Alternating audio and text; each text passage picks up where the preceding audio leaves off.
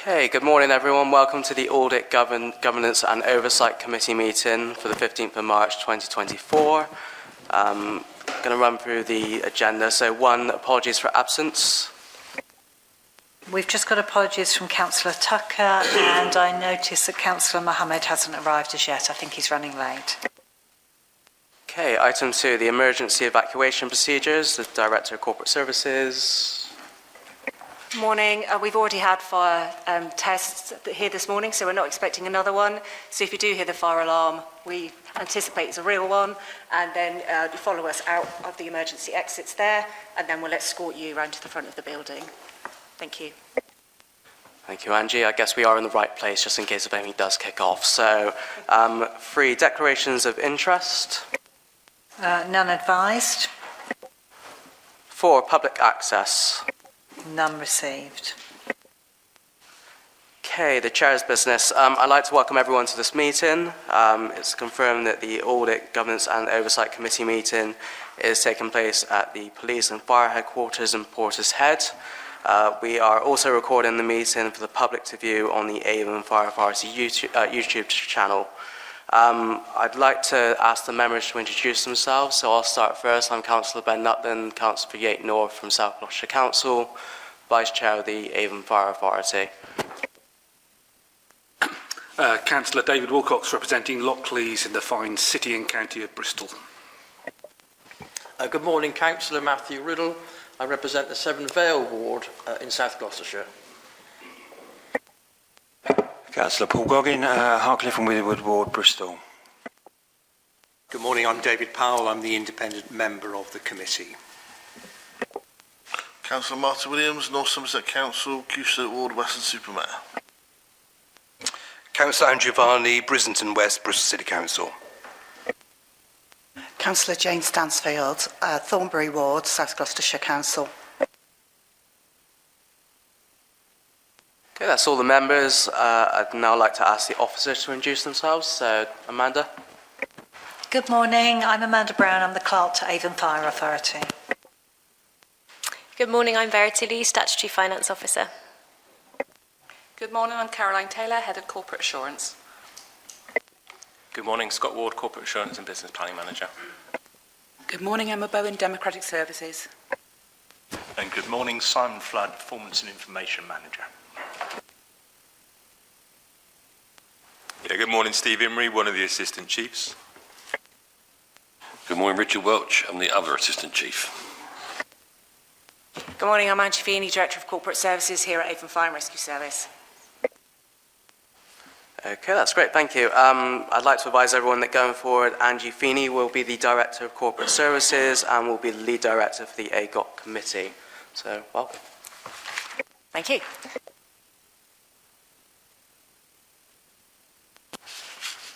Okay, so the Fire Authority will publish its pre-election guidance today, which remains in place until the polls close on the 2nd of May 2024. Elections are taking place in Bristol City Council and for the Police and Crime Commissioner for Avon and Somerset. Members and officers are encouraged to read the guidance emailed on Friday the 15th of March and to act in accordance with it. Fire Authority meetings will continue to deal with the day-to-day business for the Fire Authority. I'd like to remind attendees to put their phones onto silent if you haven't already. I'd like to remind everyone to use your microphones when speaking and to turn them off after you've finished. In terms of voting, I will ask for any votes against, any abstentions, and then any votes for. Okay, so item 6, minutes of the ordinary meeting of Audit, Governance and Oversight Committee held on the 7th of December 2023. Now, if I may, members, I'd like to take these on block, if that's okay. If you wish to ask any questions regarding the confidential minutes of the ordinary meeting, we will have to go into exempt session at the end of this meeting. So, do we have any questions firstly on the confidential minutes? No? Okay, is everyone happy to take them on block? Yep. Okay, so any votes against? Any abstentions? Any votes for? So those are approved.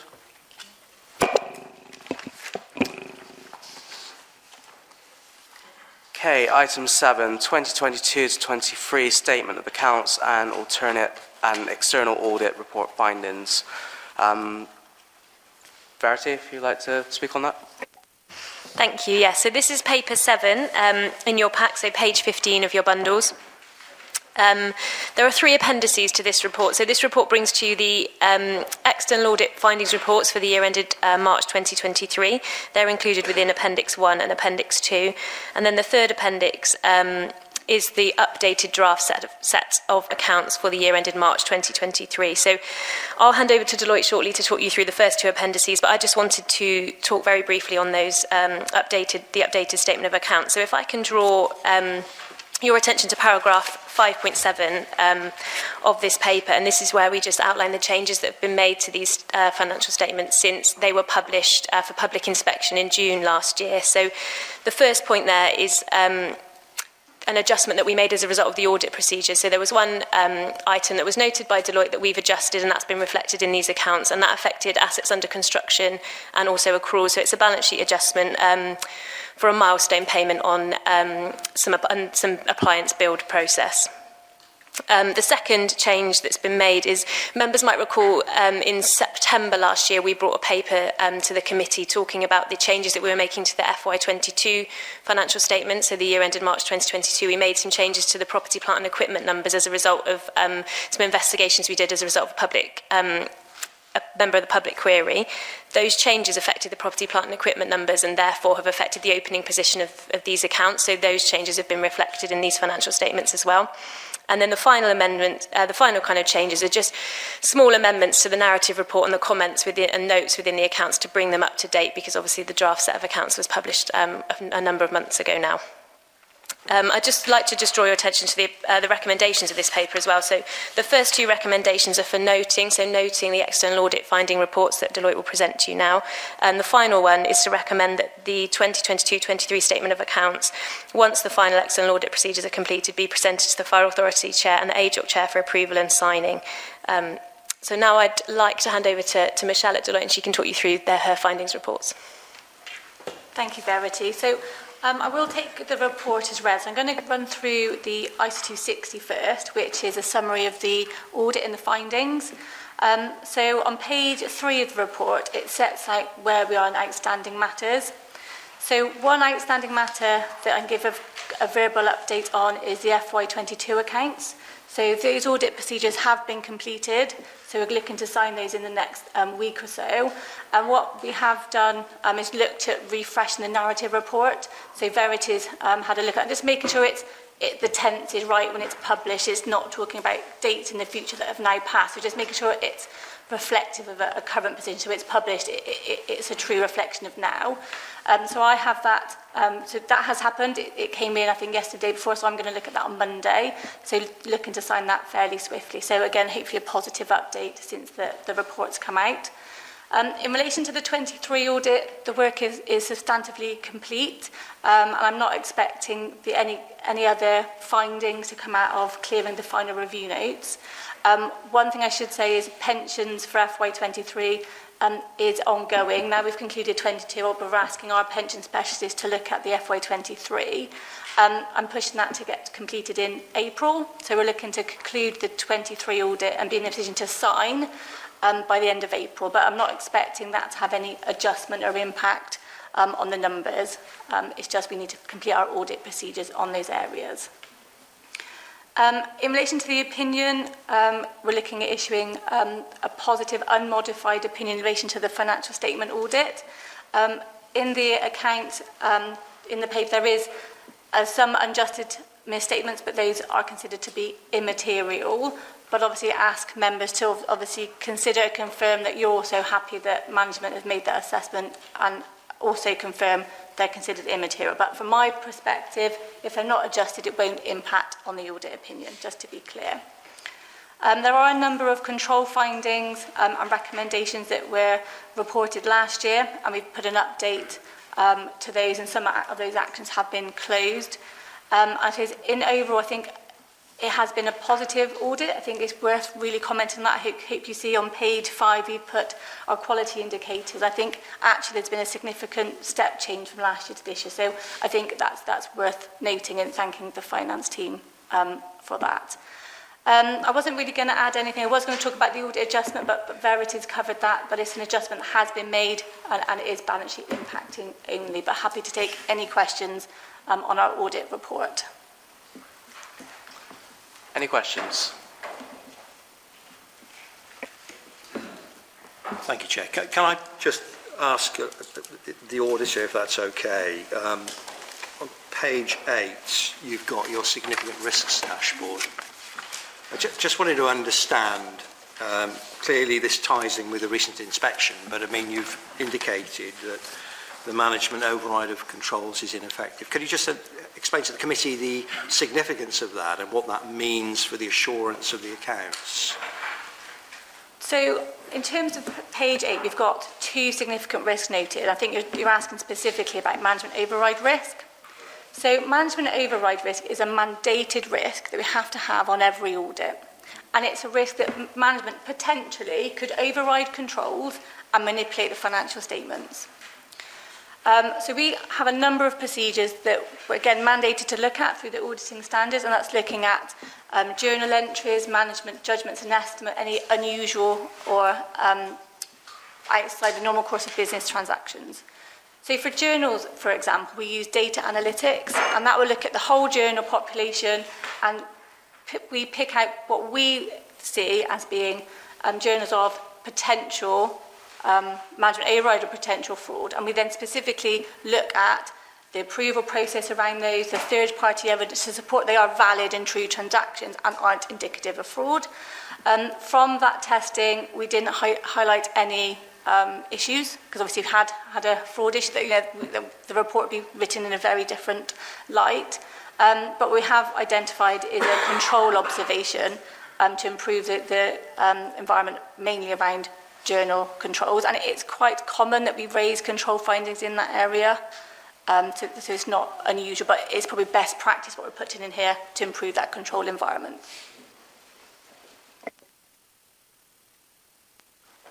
David. Thank you, Chair. So firstly, I'd like to take the opportunity to thank the finance team and the audit team for improving the quality indicators for the audit on page 25 of the big bundle. We're now all in green, and I think that's something important to note, that we're improving this. But I do have some questions.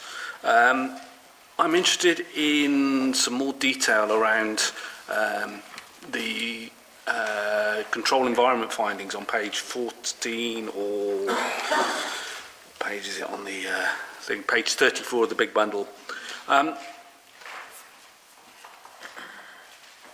Some of these things, like the valuation exercise, how are we going to actually make sure that this is done correctly to time and all that sort of stuff, please?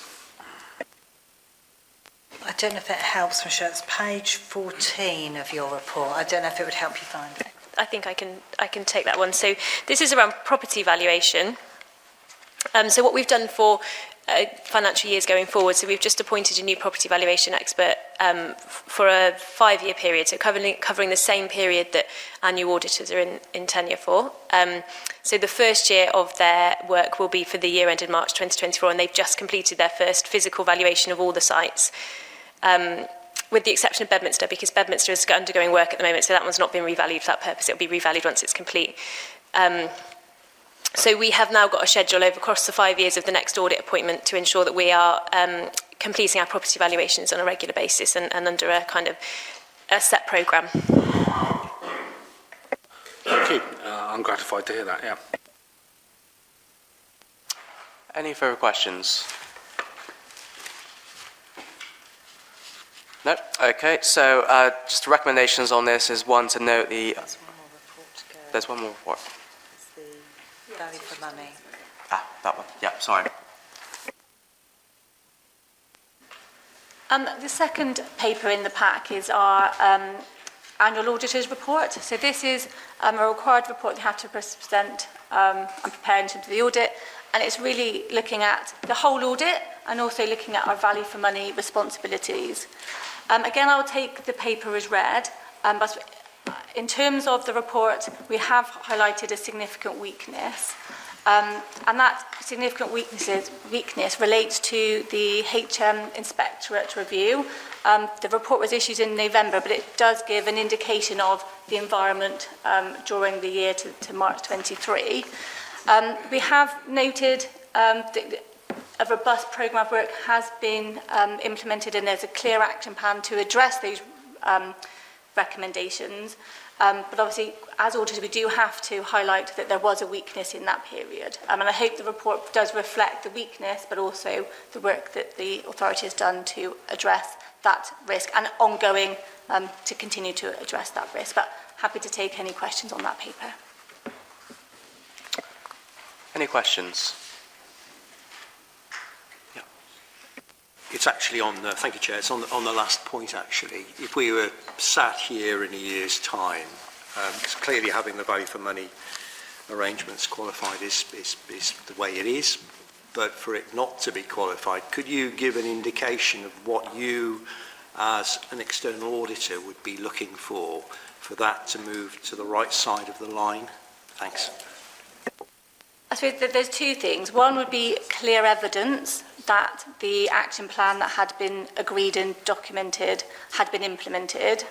I suppose the other clear evidence would be a re-review from the inspector, but to come in and say, again, has been that improvement and it has been tangible and has had the impact. I think that some of the key things is obviously delivering the action plan, but actually needs to have the impact and have the outcomes to address the concerns. So those are the two things.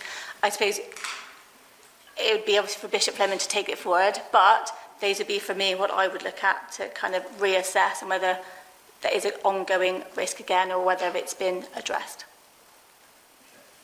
Just a brief follow-up. Given the issue around that need to happen for the position to be improved at the side of next year, well, can you just explain to the committee what you would expect the risk register linkage to this issue to be, so that we can, as a committee, do what we're supposed to be doing to support the improvement?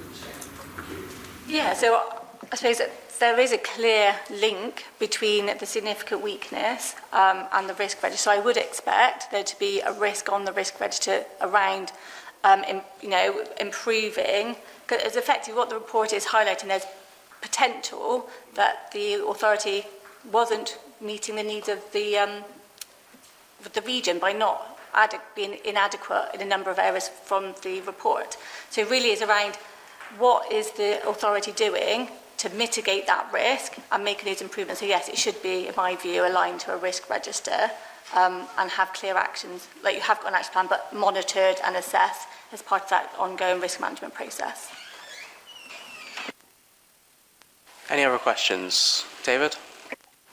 Would an officer like to respond to the status of the management response of the significant weakness statement on page 60 of the big bundle and 14 of the Deloitte document? So we are, it's set out in full in the report of the management response has been provided. It's quite a detailed response, isn't it, David, on page 14 of the report and 60 of the bundle. So I'm not sure that officers can add much more to what's there, but of course I'll defer to them if they want to. But we've also got a separate paper on the risk register today, so we will delve into that as well. I'm happy just to summarise. Yeah, okay. Yeah, as Amanda says, there is a detailed response on page 13 and 14 of that report and 59 and 60 of your papers, which is the management response to that. As indicated by Michelle, the audit is backward-looking, so it has to reflect what was happening within that year and in an inspection, which is now, was last summer. Members will be aware of all of the governance steps that have been put in place since then. Those are captured in the risk register in the area of governance. And you'll also see when we come on to that item that aspects of the report are weaved into the risk register. So, for example, in terms of the area of prevention and protection. So it's kind of weaved into that, albeit we are doing a lot of work, as members will also know, on our risk register at the moment. the route for updating on where we are with HMI is through the Policy and Resources Committee, and I believe that there will be a report going to the next meeting of that committee. So that's one of the governance things that we put in place. There are a lot of other aspects of governance that we've also put in place, as highlighted in there through the Service Improvement Board, and also we are now kind of involved in national scrutiny around that as well. So hopefully that just gives an additional flavour to the written word there for you, David. Thank you. Any other questions from members? No, I've got a question if that's okay. Michelle, great report. Could you just maybe expand on the term significant weakness? Obviously, I think this is an audit term in general. It's not necessarily indicative of just the Fire Authority as, as a body. So could you just expand on that just for members and the public? So under the value for money guidance, we have to identify, or if we come across a significant weakness, and that is a specific term, that we then have to report that. So a significant weakness is a weakness in the governance arrangements. So we look at things like internal control, around the control environment. We look at external reports, as we have here, because they give a good indication of the governance arrangements at authority. So we determined that this did meet the definition of a significant weakness, and that's not unusual in terms of the ratings and external reports having that impact and meeting that definition of a significant weakness. So then what we need to do is report that to you and raise a recommendation. So that's what we've done, and that's in the report you see today. Yeah, I just think, obviously, in terms of when the public hears significant weakness, obviously that maybe starts alarm bells ringing, but actually in terms of what we're doing here today from an audit perspective is that it's actually just maybe a trigger in terms of, obviously you've identified something and the terminology is that it meets that terminology as such in terms of the audit approach. So obviously there is a weakness there, but in terms of how maybe the general public will perceive such a term, it would be different from, say, an audit perspective. Would that be a fair classification of it? I suppose it is deemed a significant weakness because from an audit point of view, it is deemed significant, I suppose, in terms of a governance arrangement. There isn't getting away from that. If it wasn't deemed significant, we wouldn't raise it, and we would probably just raise a recommendation. But significant weakness is a mandated term that we have to follow. But I suppose, from our perspective, it is significant, and it does warrant the attention is needed to make the improvements, obviously, as management are doing through the detailed action plan.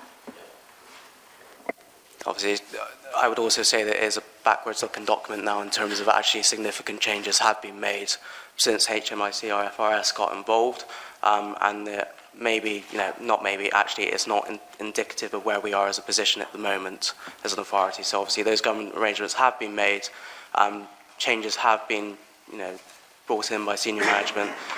So obviously, in terms of the report, it's fantastic that actually we'll be able to, as an authority, highlight key areas whereby we are weak, but we are making those changes and making the necessary changes that we have to in order to improve as an authority and as a fire service. So, any other questions on that one? No? Okay, so then we go on to the item 3 of that report, which is the updated 2022. We've done that one already. Good, that's Verity. Brilliant, okay. So the recommendations are 1, to note the ISA 260 reports, 2, to note the value for money report, and 3, recommend final 2022-23 statement of accounts be presented to the Fire Authority and the AGOC chairs for approval and signature. Can you take a vote on that? Yeah. So we're going to vote on that. I'll propose that. Can I have a seconder, please? I'll second that. Okay, so any votes against? Any abstentions? Votes for? That's great. Thank you. Okay, so item 8 is the external audit plan 23-24. Verity? Thank you. Yes, so this is paper 8, page 171 of your bundles. So this is Bishop Fleming's first year audit. So for the year ended March 2024, Bishop Fleming are our new external auditors. And this paper just brings to you their external audit plan, which is included at Appendix 1. So I just wanted to draw your attention to the recommendation, which is for the approval of this plan today. And then I'll hand over to Craig from Bishop Fleming to talk you through that. Thank you, Verity. Good morning, everyone. First introduction, so I'm Craig Sullivan. I'm an audit partner at Bishop Fleming, and going forward, I'll be your key audit partner, so I'll be responsible for the work we perform, and I'll be the one signing your financial accounts. As Verity says, our first year's auditors, we're really excited and delighted to be appointed as your auditors and looking forward to working with you. And we've already started that process already, ever since we've been appointed, by meeting various officers within the authority and regularly catching up and meeting with the finance team and setting out a key plan of how we want to continue to work with you going forward, which I think fundamentally is the key point of the audit. You probably see lots of reports around where the sector currently is. And we're coming in here pretty much with the aim of trying to do our best to work with management through regular communication and having a clear timetable as to how that audit will progress going forward. This is the first report of our engagement with you, and it sets out our approach to the audit for the year ending March 2024. It's slightly unusual in that we're issuing a plan before you've signed off 2 previous years' sets of accounts, but again, through discussion with management, we wanted to make sure we start getting the audit cycle back into where it should be and bring in an audit plan to the March Audit Committee. We've got a clear timetable in the document that you will see as to when we will start the audit to enable us to be in the best position possible to sign off the accounts later this year. We've got a one-to-one team meeting set up in June in your Bristol station. So that's the opportunity for our audit team to meet with your core finance team to start building an approach and working out how we can work together to make sure that the audit progresses as smoothly as possible. In our document, we've highlighted a number of consultations which are going on at the moment, as put in place by DLUC. Some of those could potentially have impacts on the audit itself. One of those is around a backstop date. So Deloitte have highlighted today that you will not meet the backstop date for the 22-23 audit because they're looking to sign in April. However, for other authorities, it's September 2024, and everything will be cut off there. And then this will create a number of disclaimed audit opinions within the sector that will need to unwind in future years. But luckily, you won't be in that pot. One of the other consultations is then around from CIPFA, is around some of the what's in the FRC's code. They've got reset, recover, reform. So the reset is the backstop. Recover is some of the short-term measures that CIPFA are consulting on around changes to some of the accounting treatment. Going back to the point you raised earlier about fixed asset valuations, there's a consultation around what that will look like going forward and whether indexation can and could be used rather than full valuations from a valuer, and also a consultation around some reduced disclosures around pensions as well, where a lot of time and focus has been over the previous few years. The reform consultation hasn't yet come to be, and that's going to happen over the next few years. So with the outcome of some of those consultations, we've put some caveats in our report. Things may change, but again, we'll work with officers to make sure that they're put in place and we adopt the most appropriate way forward. The risks we've included in our report, again, should be consistent and fairly familiar with what you've seen. However, caveating again that if the consultation lands and one direction we take on PP valuations and pensions, we may need to refine that. But again, we'll report back to you the changes that we make. And as Deloitte highlighted, the risks on the VFM side around the HMICFRS report, that obviously is in our financial year, so we flagged that as a risk as well, and agree with the comments made previously that we'll need to see how that unwinds and how that works through and how you deliver effectively the action plan going forward. The final point I was just going to say is that the fees are also included in there, and that's through the PSAA process. So that's the fees that you pay, payable to the PSAA that we collect on their behalf. So I'll be happy to answer any questions. Any questions? Matthew. Well, thank you very much for your presentation and your report. I'm interested in the valuation of assets. Obviously, it's been an issue here in the past.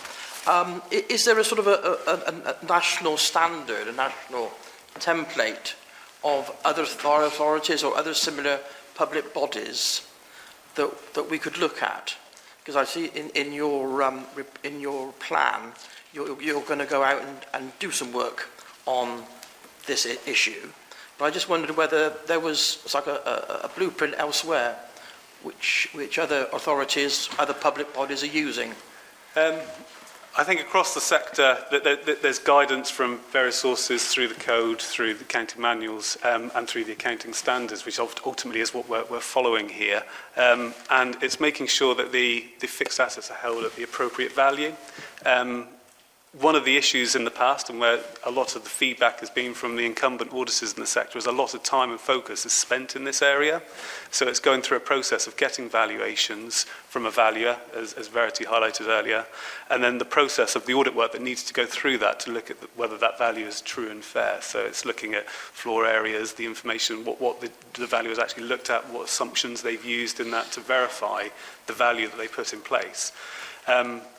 The consultation, which is the short-term measure, is looking at potentially replacing that for a short term, for a few years, and replacing it with indexation. So that would get away with the need for doing that to help recover the system. And their expectation is by using some national indices, it should still give a true and fair view, not something that's materially different from what would be the case if you used a valuer. But in terms of the process involved in it, again, we can work with management as to what we've seen elsewhere, what works. And I think, early engagement with a valuer, early engagement with the auditor and the valuer is important as well, but making sure that we understand the instructions that management have given to the valuer and the approach they've taken can alleviate some of the issues that you subsequently find further down the line around the valuer not doing the appropriate report or the appropriate assumptions in a particular way. So. Certainly, I can see the advantage of indexation, but as long as we're starting from the right place, I think that's my final comment. Thank you.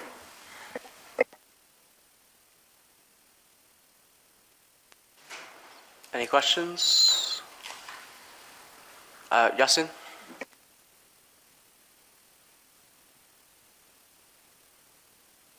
Yasin, can you put your microphone on? Sorry.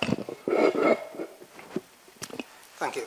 So you said while you're writing this plan, there will be some implications, as you just mentioned in here, various consultations ongoing. How will impact that, and what percentage of that impact will be? What would the percentage impact of our work? Sorry, sorry, Yasin, can you put your microphone off, and then just make sure we're using our microphones just so it can get picked up on the audio recording? Sorry, it's just... Yeah, as you're doing the various consultations while you're writing this plan. Can you turn your microphone Oh, off? sorry. Craig, if you turn yours on, that'd be okay. Okay, is that clear now? Yeah, so turn yours on. Is this on? Turn yours on. There you go. Sorry, could I just clarify the question, please? In terms of, are you questioning what the impact is going to have on the timetable or our work? Yeah. On the timetable. Well, as part of the recovery phase, the proposed consultation areas are supposed to reduce the amount of work and improve the timetable, because what they're looking at is short-term measures across the country for auditors to hopefully reduce the amount of work that they need to do, reduce the amount of work the management need to do, as well as inputting into the accounts. The challenge this year is the timeliness of the consultation. So we're now in March, your year end is March, and it's not completed yet. So again, as Verity said, you've already engaged with valuers, you've already gone through that process. So again, then it's going to be the question of what is the appropriate basis for us to use in the accounts. And if we're saying, well, actually the valuation is, then it's not going to save any time for this current year, but we may be able to next year. So again, until the consultation's concluded, it's going to be uncertain, but if you're asking me my own honest view, I don't think there's going to be a big impact in terms of saving on either of them for this financial year, particularly on the pensions one. I think it's just a few reductions in narrative disclosures rather than anything else around the audit side. Okay, any further questions? No? Okay, so the recommendation is to approve the external audit plan. So I'll propose that. Can I have a seconder? Matthew? Okay, so any votes against? Any abstentions? Votes for? Brilliant.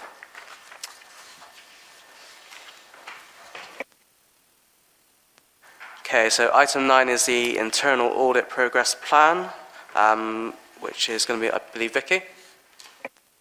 Thank you, Chair. Morning, everyone.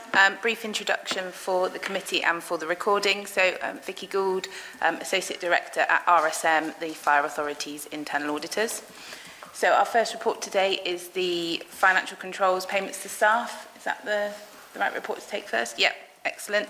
So we do an annual internal audit review focusing on financial controls, and we look at a different area of financial controls each year and deep dive into the control framework. So this year it was agreed to look at payments to staff. So in Appendix B of our report, you'll see the scope, so covering off some of the key areas around the changes to payroll data, so starters, leavers, changes.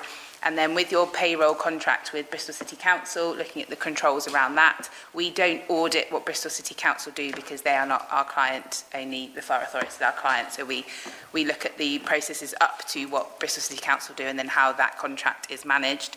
And then we also looked at some aspects around IR35, expense payments, salary payments, and other controls around making sure the payments to staff are made accurately and timely. So we have issued a positive assurance opinion, so our second positive assurance opinion, which is reasonable assurance, and we've agreed 2 medium and 2 low actions with management.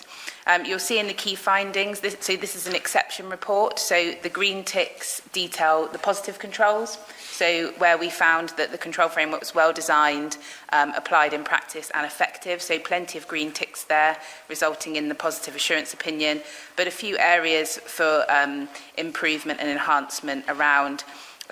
What we tend to do is we look at your control framework and we then benchmark against good practice. And so some organisations we audit where we look at the process where the BACS payment is sent when you have an outsourced payroll provider where there's a review and sign-off of the BACS payment before that's processed. And that's just something that's been done differently in the past here. So we've low action around that. A low action around updating policies and procedures, which hadn't been updated since 2020, so that's in train. And then the medium actions were around the SLA with Bristol City Council, so just making sure that this has been updated to reflect current practice and has been signed by both parties, and also making sure that there's some key performance indicators in there that then you're having contract management arrangements and monitoring performance against that to make sure that you're getting the service and the value out of that service. So those are the actions that are agreed, the key findings, nothing too major in there, just a few areas of enhancement. I'll take any questions on this report, or I'll pass over to Verity to respond if there are any questions. Any questions? David. Thank you, Chair. I'm interested in the travel and accommodation policy on page note that's on page 199. I'm interested in the fact that it hasn't been reviewed since 2016, because I can imagine that the costs associated with travel and accommodation have changed dramatically. So is it just the policy that's not been reviewed, or have the amounts that have been allowed to be used for travel and accommodation been changed over that period of time?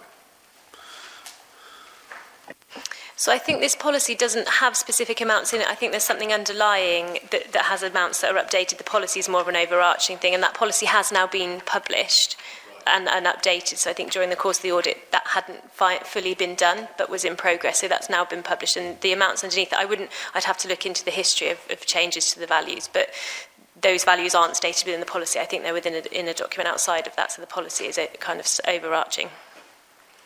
And can members find that policy, or is that an internal document? It's internal.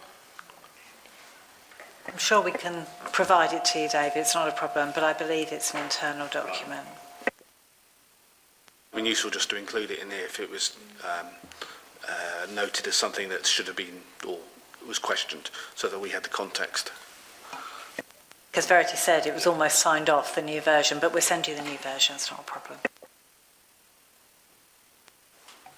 Any further questions? No? Okay. Sorry. Bertie, did you want to comment on that report, or do you just want to move on to the next one? Or I can give a brief update on some of the actions. So the first action in that report is around the sign-off of the payroll, as Vicky mentioned. So that one's been complete. The date was a January completion date anyway, so that one's been completed.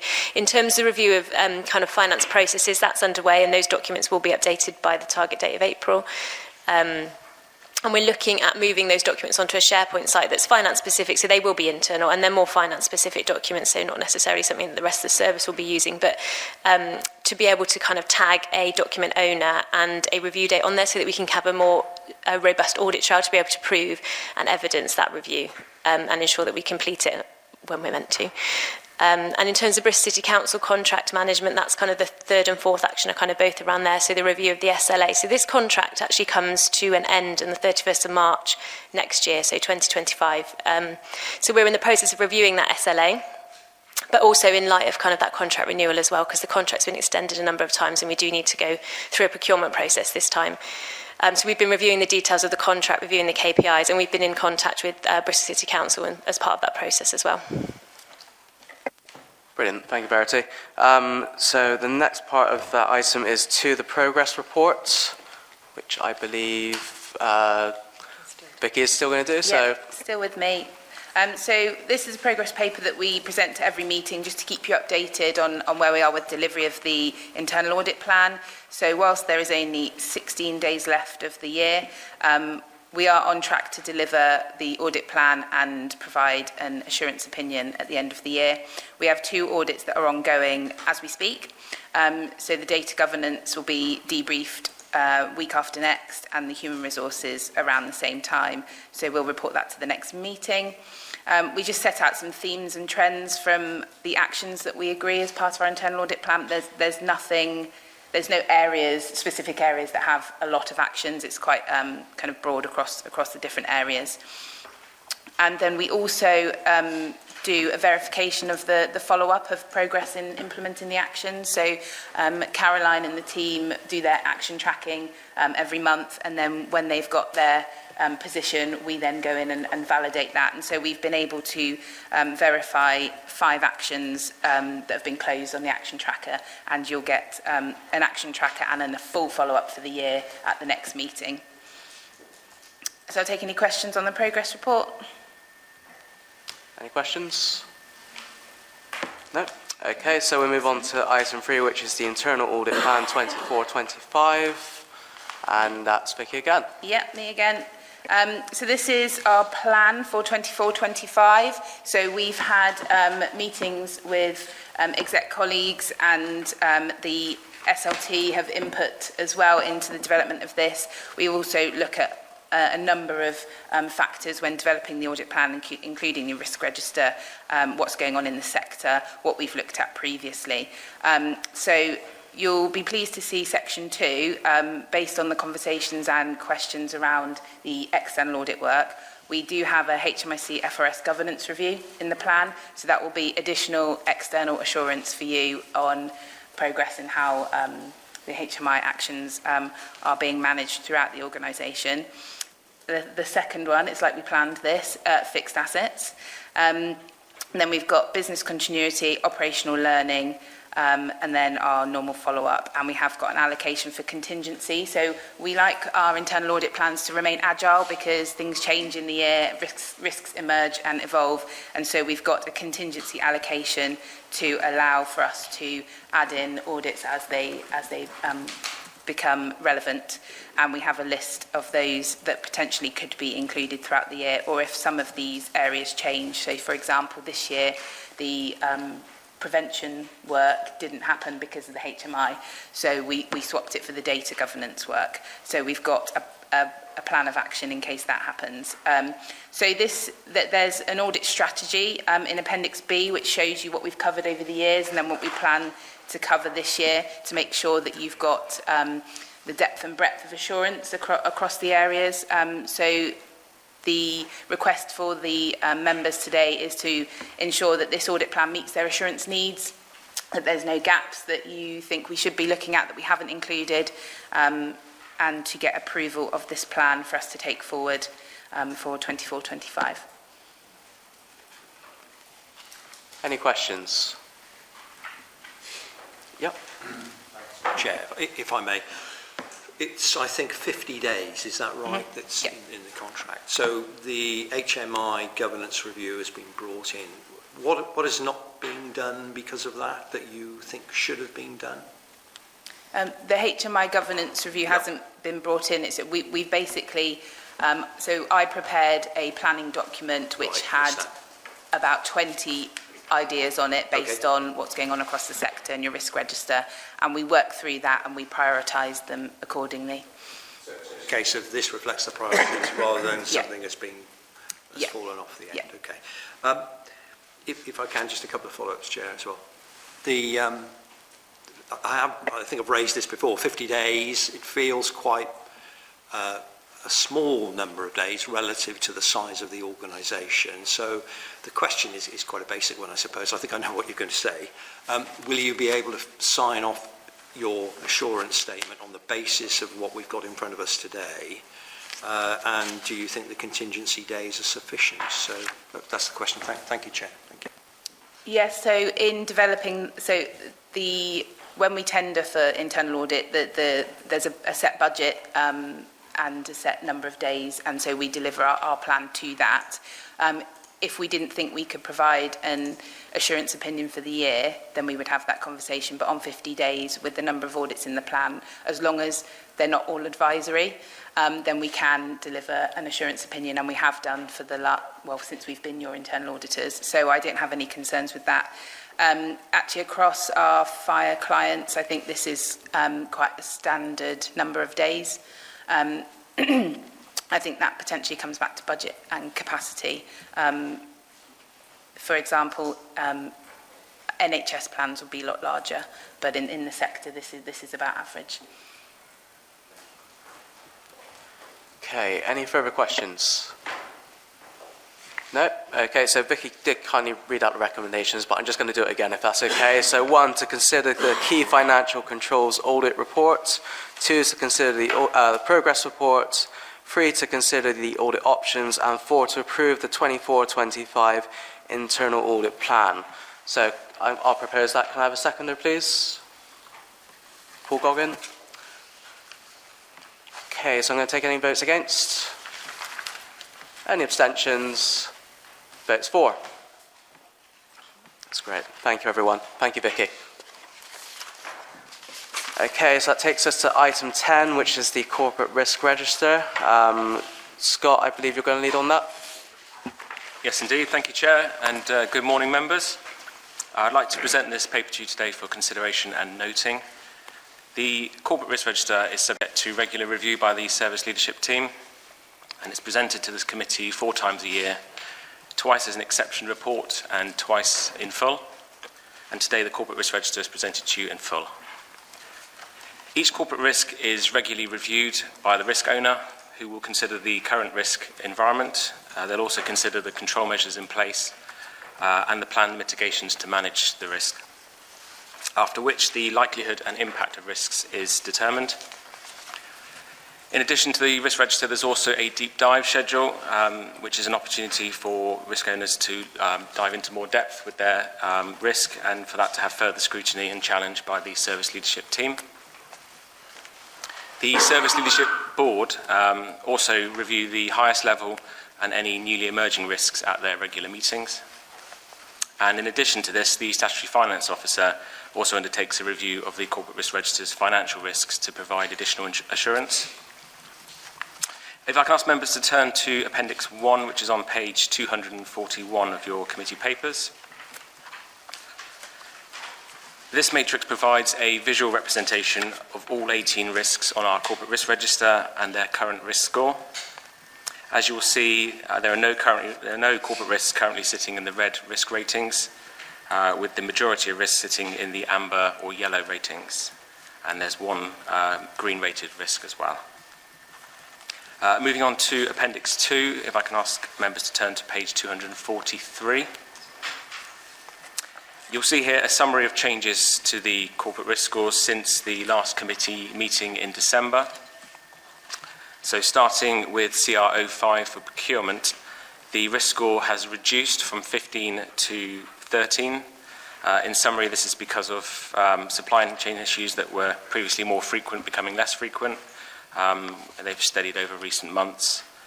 Interest rates are now stabilising, and so we're experiencing less price fluctuation. And there are also now outstanding vacancies within the procurement team, which allows more time to mitigate risks via effective contract management. Moving on to CR08 financial capacity. Again, the risk score is reduced from 12 to 9, as there are no outstanding vacancies within the financial team, so finance tasks are sufficiently resourced. The risk action for CR08 is also changed from treat to tolerate, and this reflects the expectation that this risk score will now remain stable, based on the confidence in the control measures that we now have in place.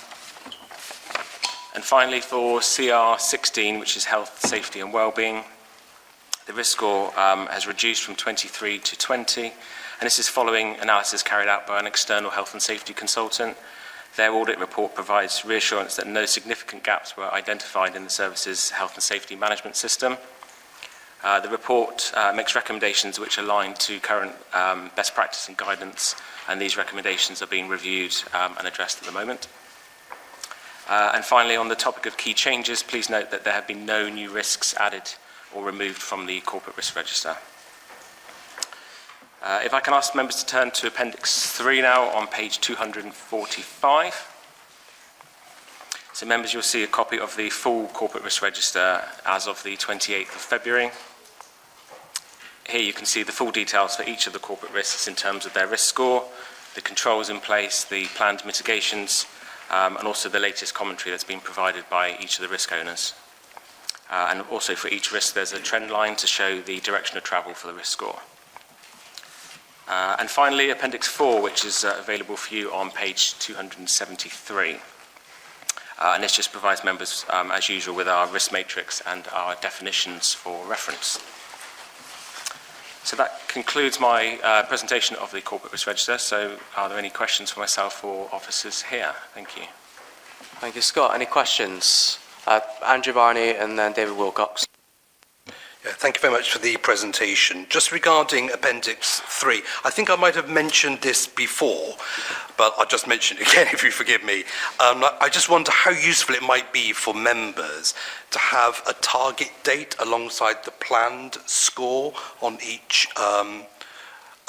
risk, so that we can see whether or not the actions that we are taking are sort of timely and whether we're keeping to our planned score. I just wonder whether that's a useful measure and how easy it would be to incorporate that into the risk register. It's a good question. I don't know how easy it would be to incorporate that into the risk register, would be my initial answer. What I can advise is we are doing a lot of work at the moment reviewing the risk register, which a lot of you will be aware of from the recent members training.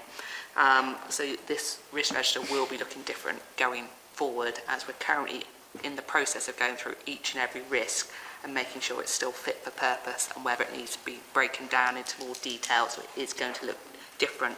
As part of that, I can feed into our person that's working on that risk work that suggestion, and I can get some sense, and we can consider how easy that would be to build in, and I could come back and make sure that's fed back. Thank you. Thank you, Chair. Looking through all the risks, I couldn't find any mention of the lack of the emergency services network that's supposed to be coming from the Home Office. I would have expected to see it in CR06, control and mobilising, but I couldn't spot a reference to it. Should it be a part of this risk register?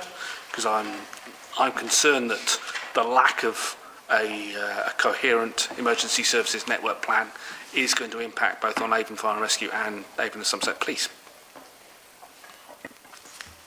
I think going forward, where we are currently with the Emergency Service Network programme, it's in a period of pause, should we say, because of recent reports nationally. So as the programme starts to pick up momentum again, which is anticipated around 26, 27, we'll then have a better understanding of where the risk lies with our own command and control system. But it's a sector-wide issue at this moment in time during this period of pause, is the word I would use. Do you think it's adequately covered in CR06? As it stands at this moment in time, I do. As that risk develops, then again it will be a case of reviewing it as part of a deep dive process. Thank you. Any further questions? Nope. Okay, so the recommendations are to review the corporate risk register and to consider the need for any further information. I think we've done that, so, yep. Okay, item 11 is the performance report, the current financial year to January 2024. Simon Flood. Thank you, Chair, and good morning again, councillors and colleagues. As the Chair has said, the performance report in front of you is looking at the first 10 months of the current financial year, so it's April through to the end of January. As usual, the performance report is supported by two documents. So Appendix 1, which is on page 281 of your bundle, which is our corporate scorecard. It uses a very simple red, amber, green mechanism for indicating green if something is on target, a metric is on target, amber if it is close to target, and red if it is off target. And it's also supported by Appendix 2, which is on page 283, which is a little bit more detailed about the same metrics, or some of those same metrics, which we use as a more public-facing document. And we produce these at station level, and we send them out to stations for display, and they also get distributed to members in their role as champions for the individual fire stations.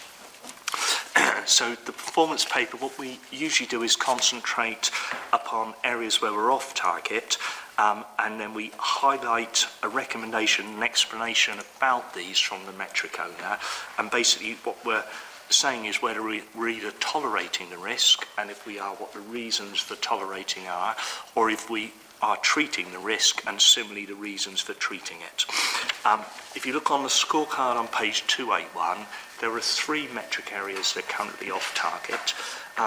Two of them under the prevention key objective. The first one with regard to deliberate fires, both deliberate primary fires, and primary in this context usually means a fire that's occurred in either a building or a vehicle that was fit for use before it was set light to. And also, the second one about deliberate fires in vehicles. So we have that one. The second one under prevention is about total home fire safety visits completed. And that's one of the main interventions we do to promote fire safety in the home, where fire crews and our staff will go out to people's homes, talk to them about fire safety and fit smoke alarms if appropriate.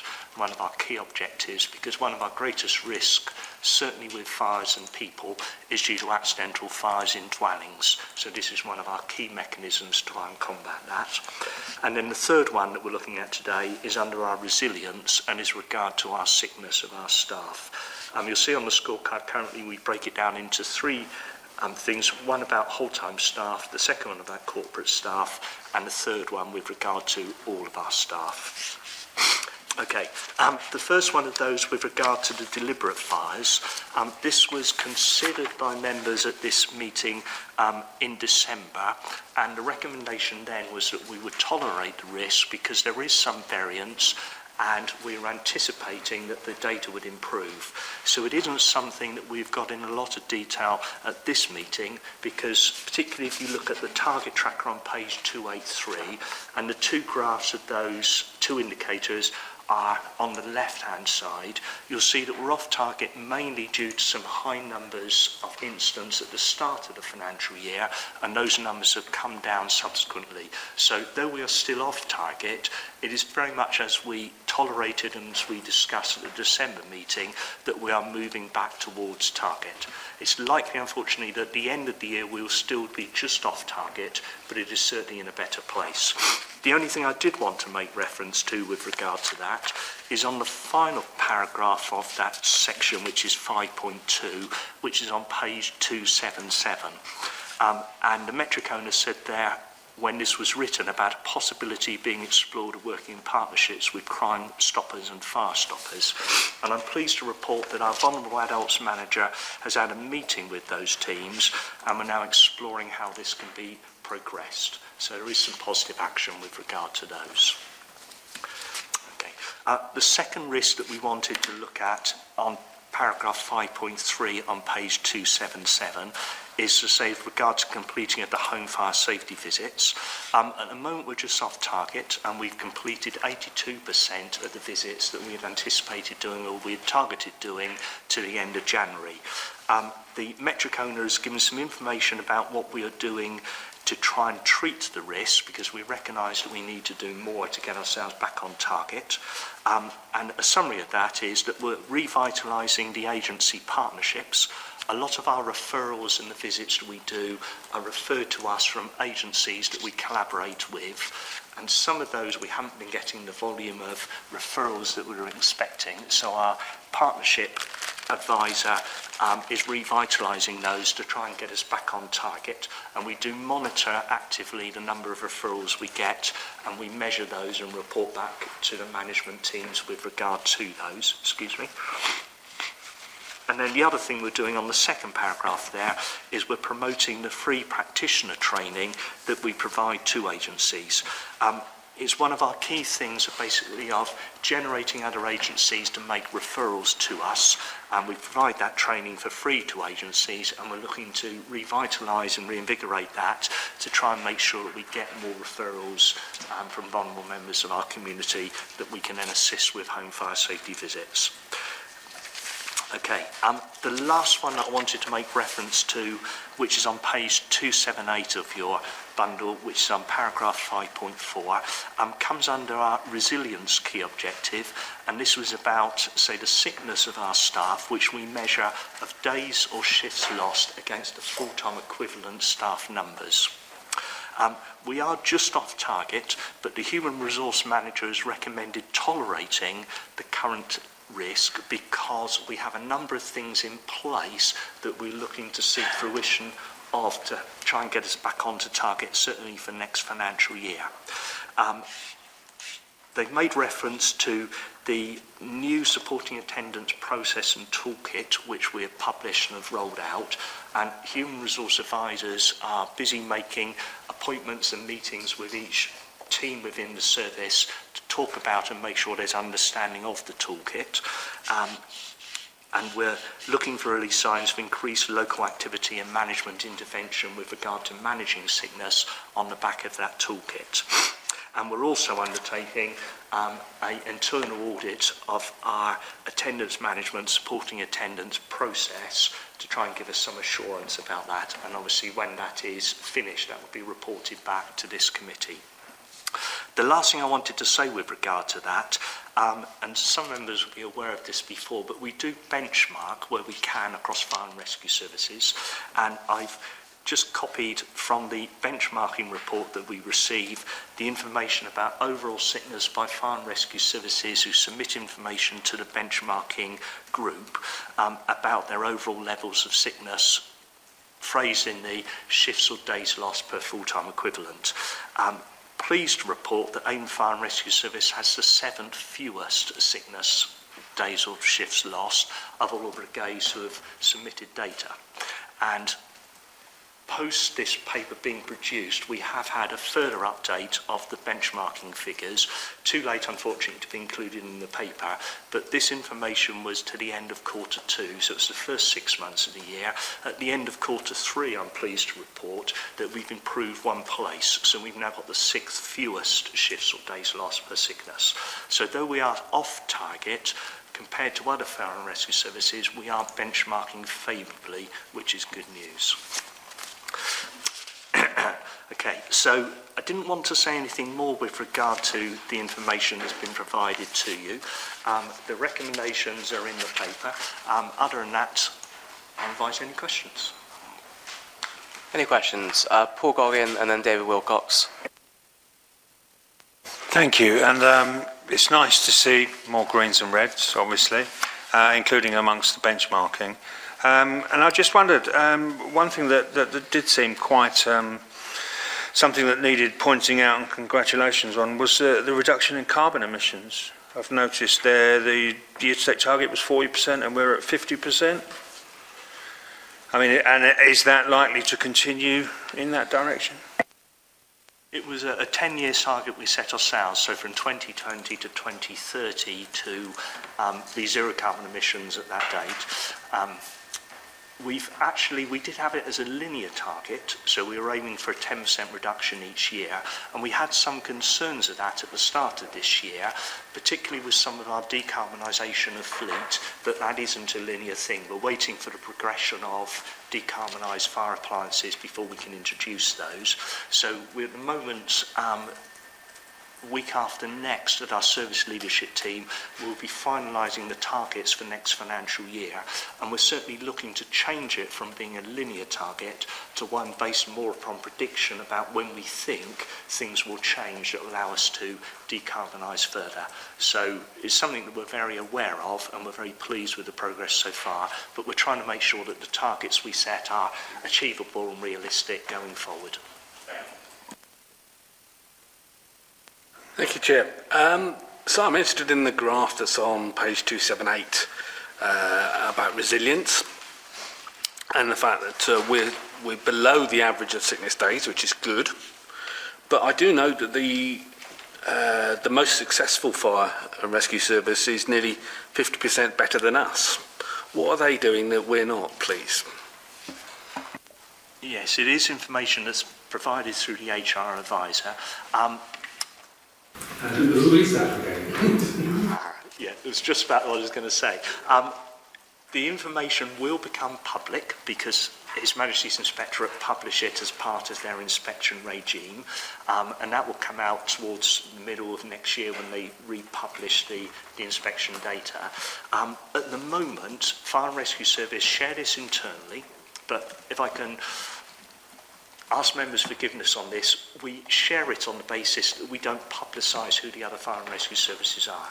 The reason for that is I'm not aware of their schedule presenting this information to their similar committees, so what I wouldn't want to do is to make public another fire and rescue services information before their committees or members were aware of it.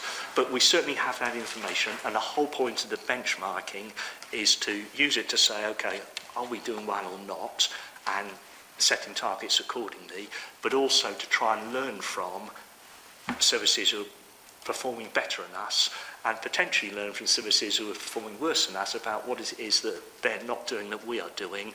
But that is something that is certainly actively being done, and I believe it's forming part of the internal audit that's happening at the moment, is looking at that same report, the benchmarking report.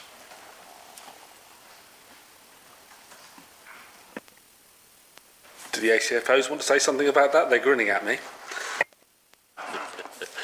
Yeah, I mean, I agree with what Simon said there, but what I can assure the members of is that we are more so now than ever before reaching out to lots of other services and looking at and sharing best practice a lot more now. And I know that the HR team are working very closely with a couple of services who are quite likely to be in the lower half of that chart. So that work is ongoing, but as Simon has stated, for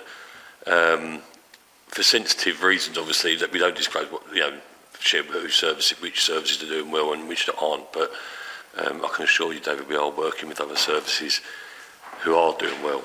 And our sickness level, we've gone from the second highest level of sickness to the sixth lowest. So it's definitely heading in the right direction.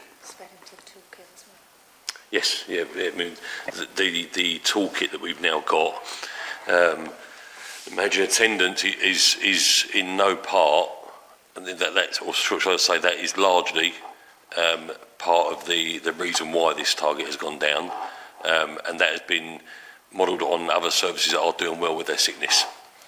So we are borrowing other people's ideas and putting them in. We're not. Why reinvent the wheel when we can share best practice with other services? That's what we're doing.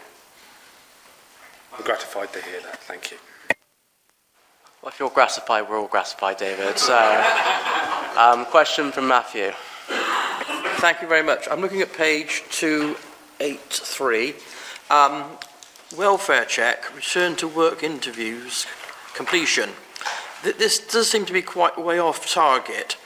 So I'm interested to understand, is it a case that these are offered to employees but are not taken up by the employees? So is there there's an option, they're offered, but then the employees don't want to take them up? No, that they are given to every employee following a period of sickness. We did have a target of completing it within 24 hours of their return to work, which was completely unrealistic, really. Certainly with some of our on-call colleagues, because obviously they may book fit, but we may not see them for another week.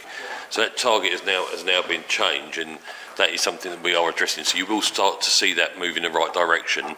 But for, I guess to be absolutely blunt about it, we set ourselves an unrealistic target initially, and we've readjusted that now. So that will start. You should see that start getting much better in future reports. Yeah, well, thank you for that clarification. Any further questions? No? Okay, so as Simon said earlier, the recommendations are to approve the prevention, treat the level risk, and resilience to tolerate the level risk. I'll propose that. Can I have a seconder, please? I'm going to go Andrew, because he had his hand up first. Okay, so any votes against? Any abstentions? Can I see votes for? Yep. Okay, so that was the last item. So 12 is the date of the next meeting is Wednesday the 19th of June 2024 at 10:30 at the Seven Park Training Centre. We don't need to go so in the exempt session, so that's the end of the meeting. Thank you, everyone.